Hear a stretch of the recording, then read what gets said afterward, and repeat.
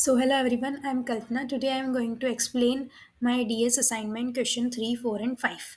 So, explain the purpose. Question number 3 is explain the purpose of training, test, and validation sets in machine learning. What is cross validation and how does it differ from a simple train validation test split? So the answer is in machine learning, the available data set is usually divided into three parts. First is training set, second is validation set, and third is test set. So each of these has a specific role in building and evaluating a model. So training set, this is a portion of data used to train model. The algorithm learn pattern, relationship, and structure from this data. Example, if we are training a model to predict house prices, so the training data help the model understand how features like size, location, and age affect the price. After it, validation set. The validation set is used to tune model parameters and check how well the model perform on unseen data during training. It helps in model selection, hyperparameter tuning, and avoiding overfitting. The model is not directly trained on this site, but its performance on it help adjust setting for better accuracy. So basically, validation set is used to tune the model, and training set is used to train the model. Yeah. After it, test set. The test set is used after training and validation are completed to test the model. It provide an unbiased evaluation of the model's final performance. The test set simulates how the model would perform in real world scenarios on new data. So it evaluates the performance of model. After it, cross validation. Cross validation is a more reliable technique used to evaluate the performance of a machine learning model, especially when the data set is small. So, it is a reliable technique to evaluate the performance, cross validation. In this method, the data is divided into k subset. The model is trained on k1 fold and tested on the remaining one fold. This process is repeated k times, and each fold get to be the test set once. So the final performance is calculated by taking the average accuracy of all the folds. Example, in five-fold cross validation, the data set is split into five parts. The model is trained five times, each time using four parts for training and one part for testing. After it, difference between cross validation and train validation test split. So in a train validation test split, the data set is divided only once into three parts: one for training the model, one for validating it, and one for testing. After it, the model is trained a single time using the training set. Its parameter are tuned using the validation set, and its final accuracy is checked on the test set. This method is simple and faster, but may not always give reliable result if the data set is small, since the model's performance can depend on how the data was divided. So this is a training, validation, and testing process. After it, in cross validation, on the other hand, the data is divided into multiple smaller parts called fold. The model is trained and tested several times, each time using different folds for training and testing. The average of all this test result give a more accurate and dependable estimate of the model's performance. Although cross validation take more time, it helps in reducing bias and gives a better idea of how the model will perform on unseen data. After it, there is question number 4. Give the confusion metric, find classification accuracy, precision, call, type 1 error, type 2 error, F1 score, sensitivity, specificity. Explain the importance of precision call as compared to accuracy with an example. So, predicated and actual results is given here. After it, true value, false negative, false positive, and true negative. We write it by the given value. So the first is classification accuracy. So uh, we for classification accuracy, the formula is accuracy is equals to TP plus TN divided by TP plus TN plus FP plus FN. So the final answer after putting all values is 0.7. In the same way, for precision, there is a formula TP divided by TP plus FP. So we put the values in this and can find the answer. So the precision is 75%. After it, in recall, the formula is TP divided by TP plus FN. So the recall is 60%. And for calculating one error, The formula is Fp divided by Fp plus Tn. So the type 1 error is 20%, type 2 error by putting formula in Fn divided by Fn plus Tp. So the type 2 error is 40%.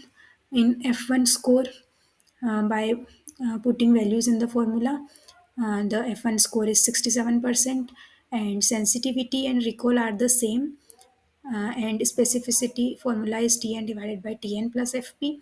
So the specificity is 80%. After it, importance of precision and recall compared to accuracy. So accuracy alone can be misleading, especially when the data set is imbalanced, when one class has far more samples than the other. So precision tell how many of the predicted positives are actually correct. It is important in cases where false positive are costly. Example, in email spam detection, a high precision ensure that important emails are not wrongly marked as spam. Recall tell how many of the actual positives are correctly identified. It is important where missing a positive case has a serious consequences. Example, in disease diagnosis, high recall ensure that most sick patients are correctly identified. So the precision and recall together provide a better understanding of a model's real performance than accuracy alone. After it, the question number 5 is discuss the importance of dimensionality reduction in machine learning, compare and contrast feature extraction and feature selection as two approaches to dimensionality reduction and provide example of technique used for each approach. So the importance of dimensionality reduction. So in machine learning, dimensionality reduction refers to the process of reducing the number of input variable or features in a database. So it is used to reduce the number of input variables in a data set. So while retaining the most important information, as dataset grow larger and more complex, they often contain many redundant or irrelevant features. These unnecessary features can make model more complicated, increase training time, and sometimes even reduce accuracy. A problem known as the curse of dimensionality. Dimensionality reduction help in improving model performance, reduce computation time, enhancing visualization, preventing overfitting, and saving storage space. So dimensionality reduction help in all this. How model performance improve by removing noise and irrelevant data, reducing computation time since favor features mean faster processing, enhancing visualization by 2D and 3D analysis, preventing overfitting by reducing unnecessary complexity, and saving storage space by favor features mean less data to store and process. After it, feature selection and feature extraction. Feature selection means choosing a subset of the original features that are most relevant to the prediction task. It does not change the data itself, only remove the less important or redundant features. Common techniques are filter method, wrapper method, and embedded method. Filter method use statistical tests to select important features. Wrapper method use a predictive model to evaluate different subset of features. And embedded method perform feature selection as part of model training. The example is in a dataset predicting house prices, features like lot size and number of rooms may be selected while house color may be removed. After it, feature extraction. Feature extraction transform the existing feature into a new set of feature that capture the most important information from the original data. Unlike feature selection, it create new features by combining or transforming existing ones. So, common techniques is PCA, principal component analysis, convert correlated features into a smaller number of uncorrelated principal components. Linear discriminant analysis reduces dimension by maximizing class separability, and autoencoders, neural networks that compress data into a lower dimensional representation. Example, in image recognition, PCA can reduce thousands of pixel values into a few principal components that still capture the main image patterns. Comparison between feature extraction and feature selection. So, in feature selection means choosing only the most important and relevant features from the existing data set. It remove unnecessary or less useful data while keeping the original features are unchanged.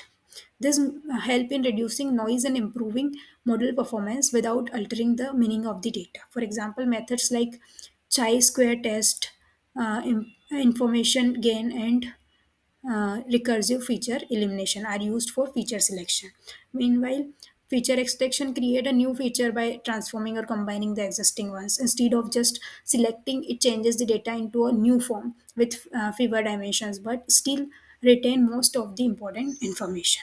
So these approach are more complex but can capture hidden patterns in data. Example include PCA and LDA. In short, feature selection keeps some of the original features, while feature extraction build new ones from the old features. Both help in reducing dimensionality, speeding up model, and improving accuracy.